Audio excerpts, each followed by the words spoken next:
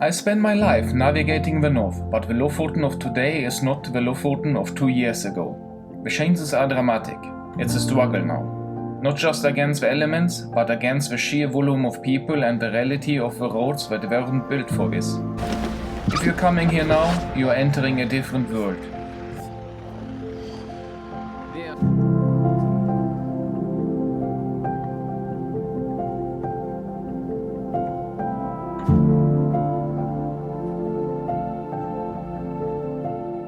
We are starting our journey on Hinnøya, Norway's largest island. It's the gateway to Lofoten archipelago. But before we cross that line, the work begins. Winter van life here isn't just about the view, it's about survival. From double-checking every system to packing for the unpredictable and topping off the tanks. If you don't respect the preparation, the North won't respect you.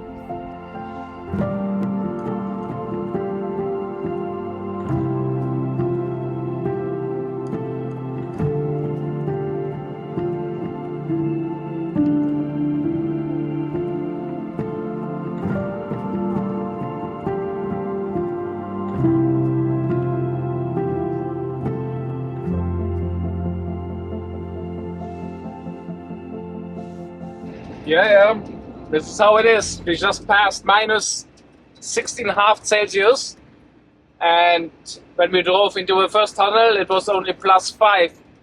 So you can imagine it's a huge temperature change. And it's a clear sky, we have nice stars, and we will see where we will park up tonight. We have no idea yet, as it's winter time and the places and the spots are pretty limited because of the snow clearance. So if you come here to this area between Vesterålen and Lofoten and you like to have a camp spot, keep it in mind that not all the spots are available during the winter, as it's not snow cleared. I can't say it often enough that people often are mistaken about Lofoten and Vesterålen. We still have been driving on the E10 and now we're taking an outside road. It's a really small, narrow road. It's on the opposite side of the E10. It's like an insider place where we are going, and I hope the parking lot is cleared for snow. If not, I'm not quite sure if we might be able to park there at all. So it's a risk we have to take, and if we can't park there, it will be a huge detour. As you know, Lofoten is only a tiny bit of the island group where people are always mistaken Lofoten for Vesterålen. I hope I can give some clearance on that. I will also link once more again a map where you can see here's Lofoten and here's Vesterålen.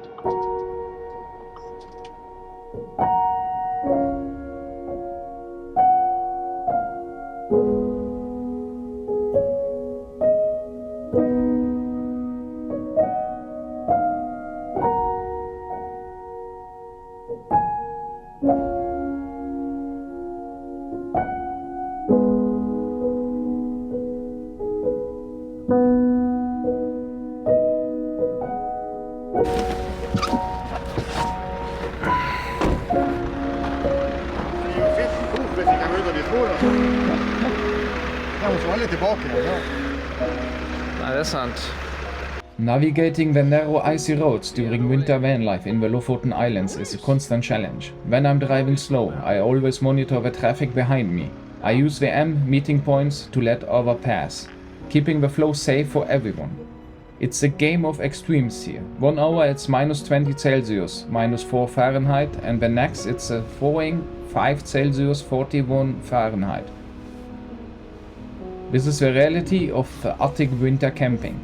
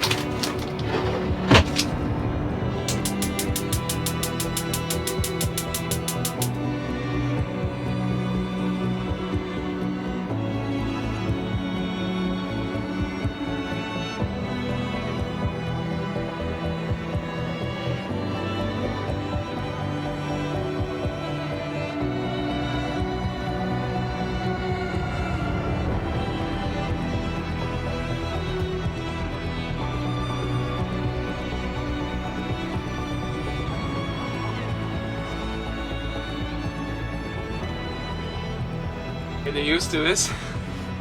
In my age, well, I know many people doing it which are way more older than me. But in my case, I have to say it's always to adapt. It's very different, especially if I have such a nice home, a comfortable, nice cabin, log house home. So it's a bit difficult to change your environment and getting used to it. So it's the first morning in this trip.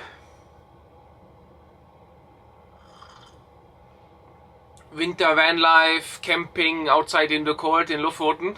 It's always funny when I see other YouTubers coming here in this location, in this area, especially in Northern Norway, and they make a big deal about only, oh, it's -5, oh, it's -10 Celsius. What? So what? It's cold, it's nice, it's fresh air outside.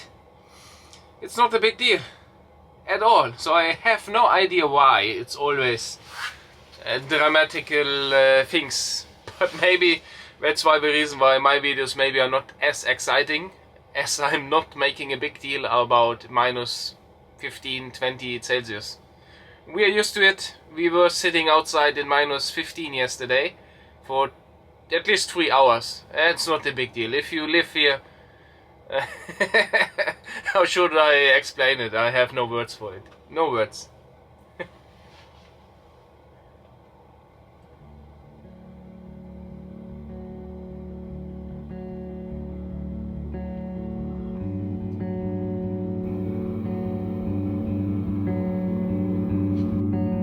Southern boy from Auburn, age 17.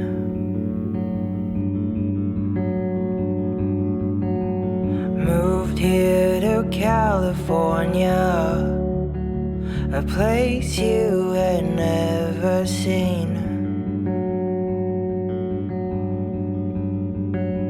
Hungry for purpose, searching for meaning. Bright-eyed boy.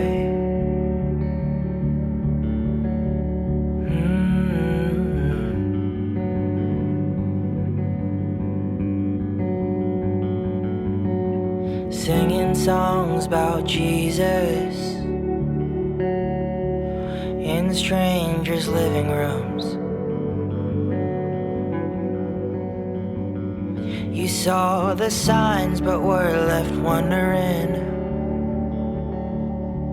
if there was more to the kingdom. Hungry for purpose, you were searching for meaning. Bright-eyed boy. Oh.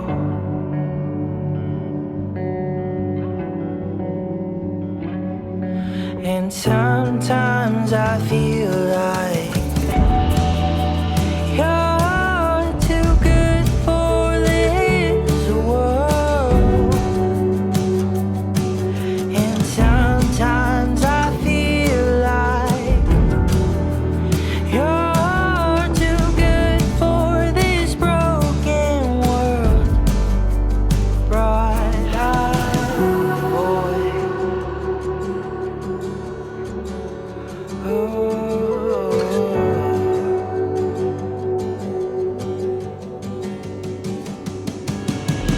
Death of a brother you've never met before. Not a new story, but you couldn't handle more. Like a river dam, your heart broken beyond repair.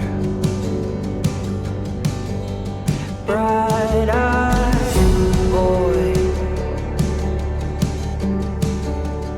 Ooh.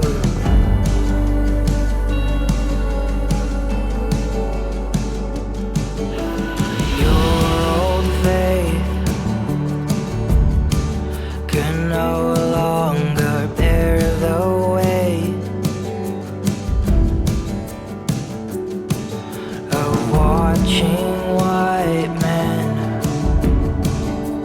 decide a black man's fate. Silence of shepherds beyond deafening. Bright-eyed boy, oh.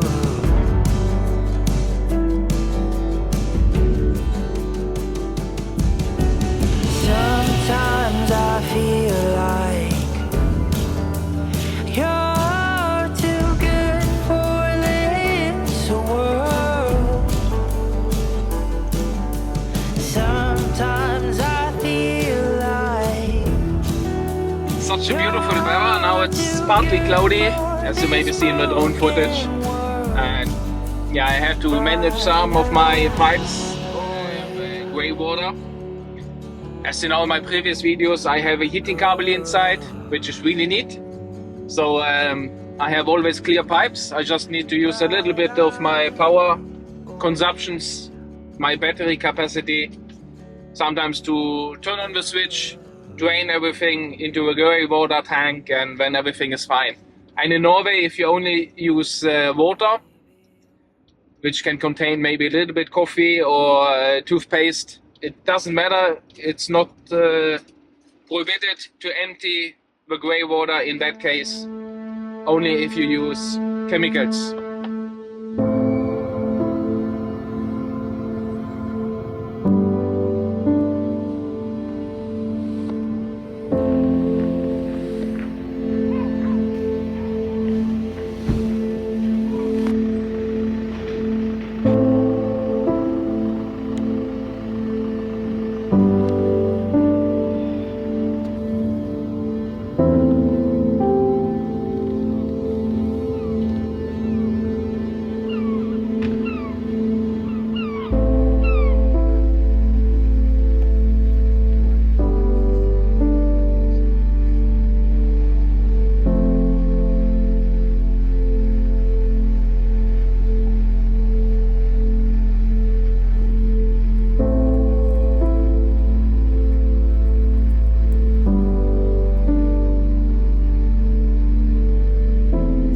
Henningsvær. Yesterday there was a concert.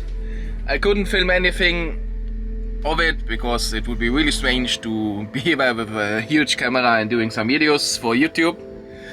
So this is the next morning here in Henningsvær. So it's all about the survival mode at the moment. So I hope I will be able to drive to do some surfing today.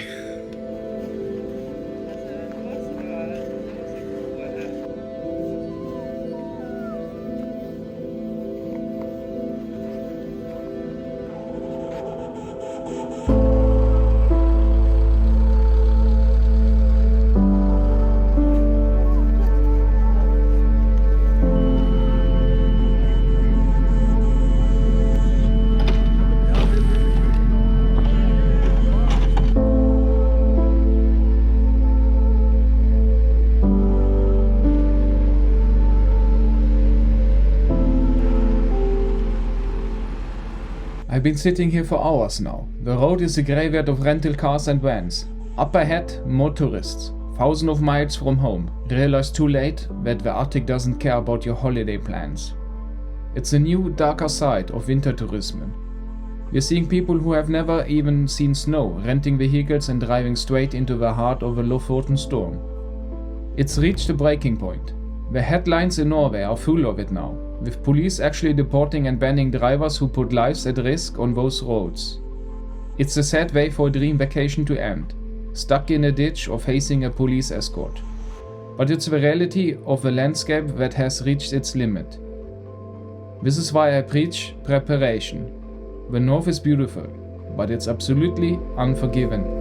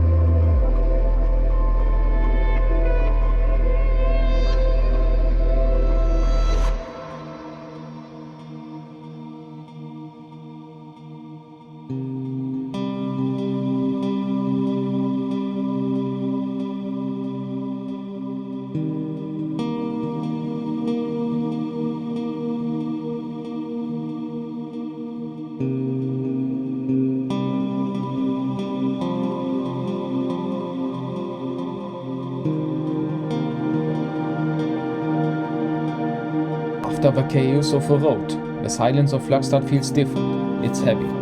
It's a reminder that despite the friction, the accidents, the crowds, the changing world, the north still holds a beauty that can stop your heart.